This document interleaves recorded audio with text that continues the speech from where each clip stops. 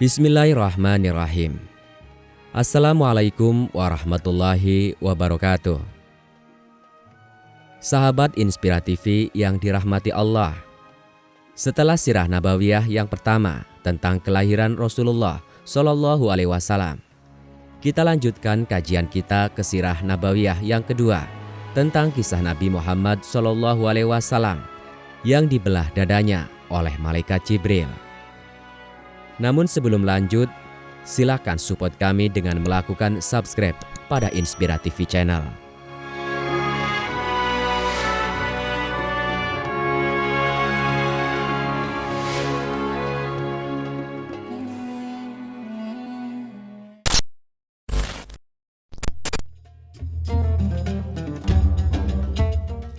Kemudian Halimah, ibu susuan Rasulullah, membawa Rasulullah kepada ibu kandungnya, Siti Aminah. Meskipun Halimah masih berharap agar anak itu tetap berada di tengah-tengah kami, kata Halimah, karena kami bisa merasakan barokahnya. Maka kami menyampaikan niat ini kepada ibunya. Aku berkata kepadanya, andaikan saja engkau sudi membiarkan anak ini tetap bersama kami hingga menjadi besar, sebab aku khawatir dia terserang penyakit yang biasa menjalar di Mekah. Kami terus merayu ibunya agar dia berkenan mengembalikan anak itu tinggal bersama kami, tutur Halimah.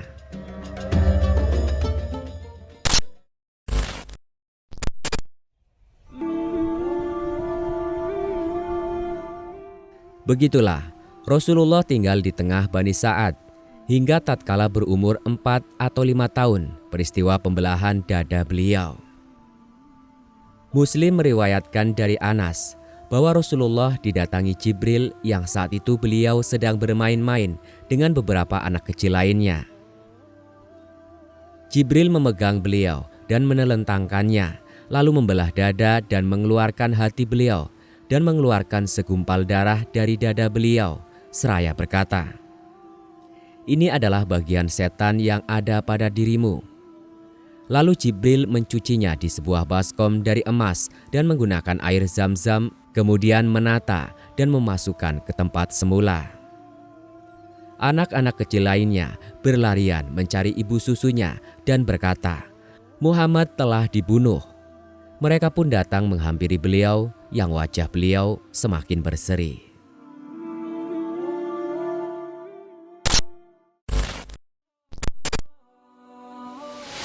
Kembali ke pangkuan ibunda tercinta.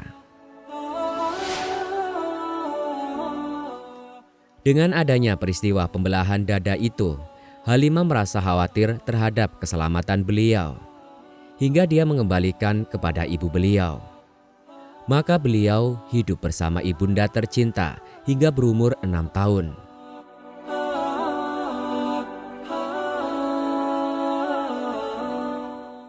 Aminah merasa perlu mengenang suaminya yang telah meninggal dunia dengan cara mengunjungi kuburannya di Yastrib. Maka dia pergi dari Mekah untuk menempuh perjalanan sejauh 500 km bersama putranya yang yatim, Muhammad, disertai pembantu wanitanya, Ummu Aiman. Abdul Muthalib mendukung hal ini. Setelah menetap selama sebulan di Madinah, Aminah dan rombongannya siap-siap untuk kembali ke Mekah. Dalam perjalanan pulang itu dia jatuh sakit dan akhirnya meninggal dunia di Abwa yang terletak antara Mekah dan Madinah.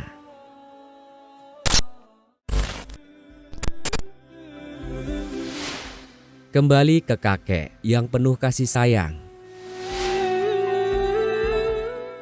Kemudian beliau kembali ke tempat kakeknya, Abdul Muthalib di Mekah. Perasaan kasih sayang di dalam sanubari terhadap cucunya yang kini yatim piatu semakin terpupuk. Cucunya yang harus menghadapi cobaan baru di atas lukanya yang lama. Hatinya bergetar oleh perasaan kasih sayang yang tidak pernah dirasakannya sekalipun terhadap anak-anaknya sendiri. Dia tidak ingin cucunya hidup sebatang kara. Bahkan dia lebih mengutamakan cucunya daripada anak-anaknya. Ibnu Hashim berkata, Ada sebuah dipan yang diletakkan di dekat Ka'bah untuk Abdul Muthalib. Kerabat-kerabatnya biasa duduk di sekeliling dipan itu hingga Abdul Muthalib keluar ke sana, dan tak seorang pun di antara mereka yang berani duduk di dipan itu sebagai penghormatan terhadap dirinya.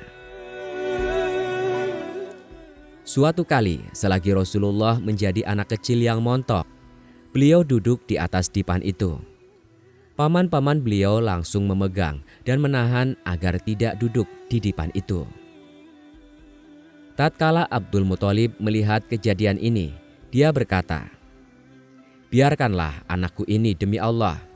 Sesungguhnya dia akan memiliki kedudukan yang agung."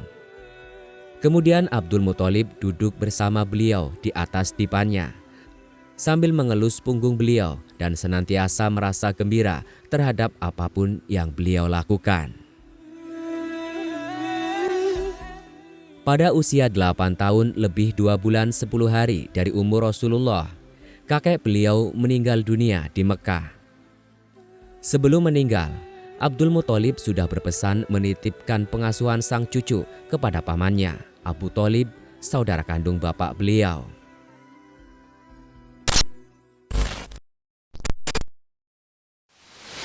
Di bawah asuhan paman,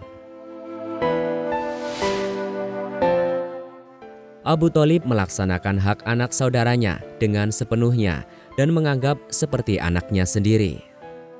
Bahkan Abu Thalib lebih mendahulukan kepentingan beliau daripada anak-anaknya sendiri, menghususkan perhatian dan penghormatan. Hingga berumur lebih dari 40 tahun, beliau mendapatkan kehormatan di sisi Abu Thalib. Hidup di bawah penjagaannya, rela menjalin persahabatan dan bermusuhan dengan orang lain demi membela diri beliau. Pembahasan mengenai masalah ini akan disampaikan di tempat tersendiri.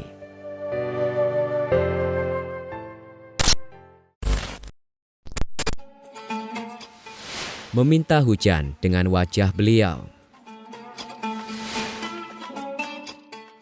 Ibnu Asakir mentahrij dari Julhumah bin Arfatah. Dia berkata, "Tatkala aku tiba di Mekah, orang-orang sedang dilanda musim paceklik. Orang-orang Quraisy berkata, 'Wahai Abu Thalib, lembah sedang kekeringan dan kemiskinan melanda. Marilah kita berdoa meminta hujan.' Abu Thalib keluar bersama seorang anak kecil yang seolah-olah wajahnya adalah matahari yang membawa mendung, yang menampakkan awan sedang berjalan pelan-pelan. Di sekitar Abu Thalib juga ada beberapa anak kecil lainnya. Dia memegang anak kecil itu dan menempelkan punggungnya ke dinding Ka'bah. Jari jemarinya memegang anak itu. Langit tadinya bersih dari mendung. Tiba-tiba saja mendung itu datang dari segala penjuru, lalu menurunkan hujan yang sangat deras hingga lembah-lembah dan ladang-ladang menjadi subur. Abu Thalib mengisyaratkan hal ini dalam syair yang dibacakannya. Putih berseri meminta hujan dengan wajahnya penolong anak yatim dan pelindung wanita janda.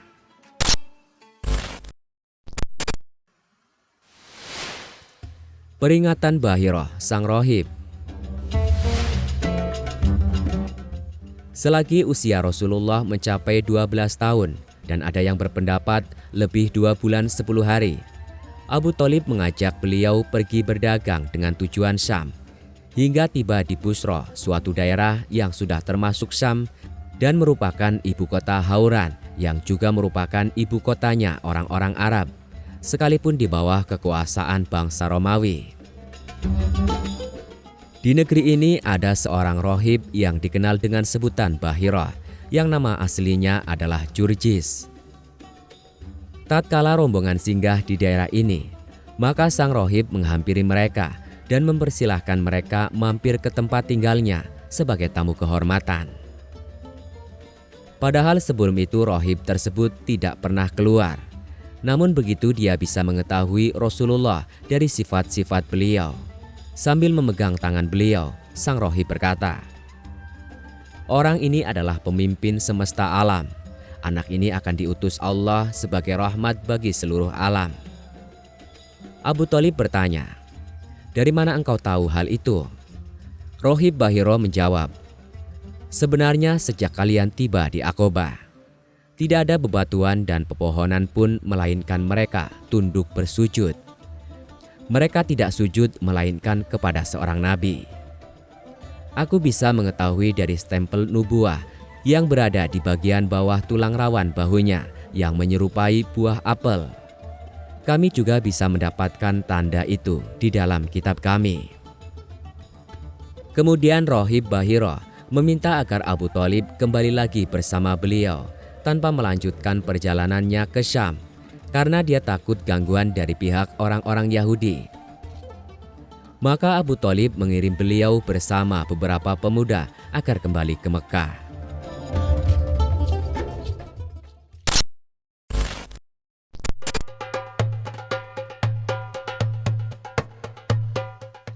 Sahabat Inspira TV, demikian Sirah Nabawiyah bagian kedua.